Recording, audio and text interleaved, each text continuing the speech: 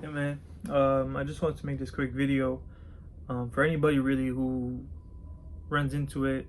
But the question here is understanding how to deal with things, and things are gonna happen in your life.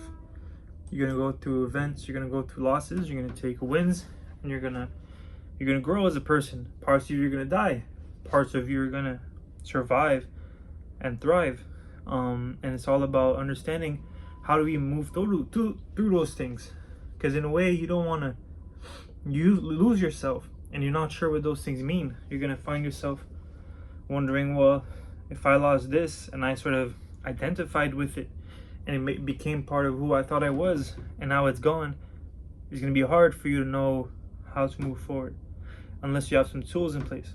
And one of those tools is understanding that no matter what happens, no matter the ideas that you make and all of that, that there is always a question of understanding that there are certain things that you are independently from that, independently from all of the stuff that you might attach yourself to in this life, and that these things, even your life itself, don't actually have an impact on who you are. Who you are is actually going to be a concept, and who you are, what things are the definitions that we share with people. And it's like, well, okay, well, what do you share with people? What is the thing that links you and people and allows you to have a stronger self of identity and not try to do all this extra stuff to try to make up a sense of identity, a sense of self, a sense of, to try to prove yourself to the world. And it won't be the cars, it won't be the money, it won't be the the women or the relationships and all that. And sure, those things are nice, but at the foundation of it, those questions arise, and unless you know how to face them, it's going to be difficult. And so the point about understanding this is to ask yourself that question, like, well, so what do you think that is? And now you're already a step closer, because now you've tried, you've inquired about it. And now, no matter what friends left your side, no matter what girlfriend left you, no matter who is no longer there, or even family and stuff like that, you still have a connection to them. And you can bring it back to yourself. Okay, who was I to this person? Who was I? Who did I make me to them? And one of the things is, for example, you're a son to somebody. You're a son to your father. You're a son to your mother. You're a brother to somebody. You might be a friend to someone. You are all of these different things, for one, right? And then you got to think about all the other things that you have. When you think about the city that you're from, when you think about your origins, when you think about your home country, when you think about all of these things, those ideas that you have about that place, you got to realize that it comes from you. That light, that perspective is actually coming from the inside of you out. And in itself, that is also you, that perspective. And so that means that even if you leave your home country, even if you leave your parents' house, even if you do all these things, or that your parents leave, or that you leave, or whatever, that's why they write on tombs that he was a son, a husband, a father, etc., etc., etc. And that in itself has meaning.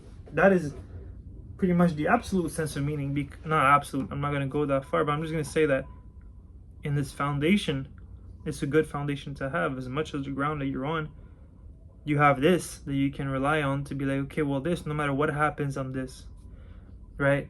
And it's like, if you found yourself, there are of course situations that happen and it gets harder, for people who might not know their parents and all that, but those are extreme, not extreme, but those are particular situations. We're just talking broadly now, right, on about the general of us.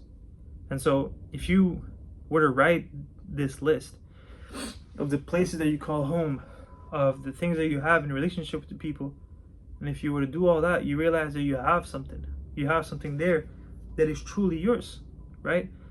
And often we see in history and in books and in things like that, the symbol of the sword, and the sword being brought back again and again and again as being not only the defense that people have for themselves, but it's also the way they attack, and it's also the way that men would go to war with. And it's also the most sacred thing that they have. And so that the sword, the symbol of it, right? There's the Excalibur sword, the one that's stuck in the rock. all of that, all of those images, you realize will fall deep into this same conversation. And if you spend more time figuring out what is the sword for you, you know, what are those things? What is that list of places that you call, that you know, all these, the places that you have a definition for, the people that you have a connection to, regardless of all this stuff, then you can be somebody, you can have a sword of your own. But it's your duty to get it out of the rock. It's your duty to find it, and then it becomes something that you can give to the world, right? And I've talked about this subject before on this channel, but why I'm saying that it's also the most sacred thing, and is that you're not supposed to share this with people. You're not supposed to share what do those things mean to you, because nobody will understand it. And that's the one part in life that is particular to you. That's the one perspective about the world that at its core nobody will ever be able to duplicate. And that's where you find your value, because that's where you're unique. That's where you're different than other people. And if you were to neglect that, then you'll always be less than what you could be.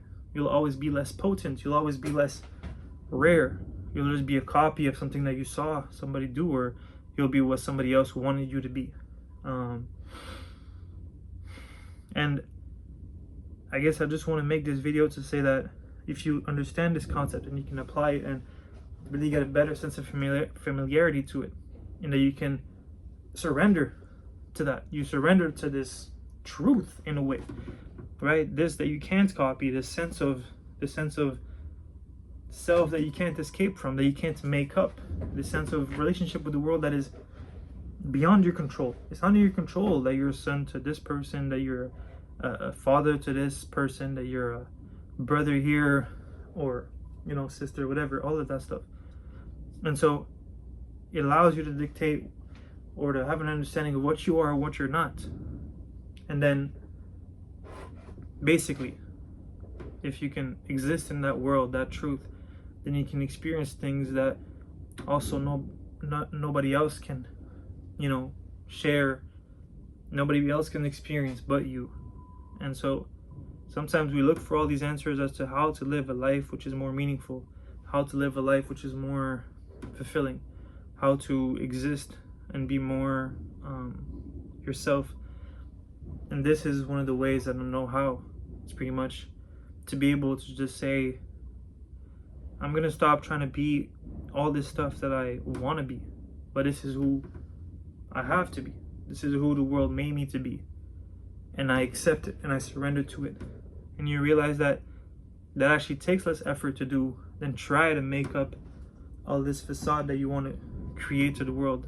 It takes a lot less effort to be authentic and to let go and to trust the world than it is to try to create all this barrier, because we act like we don't trust the world and we think that trusting ourselves is a better idea. And so I hope that this message was clear, that it made sense. And if you have any questions, please let me know in the comments, or if you like this video, like, subscribe, let me know if I should make more. And I hope that this video finds who it needs to find. Thank you for watching.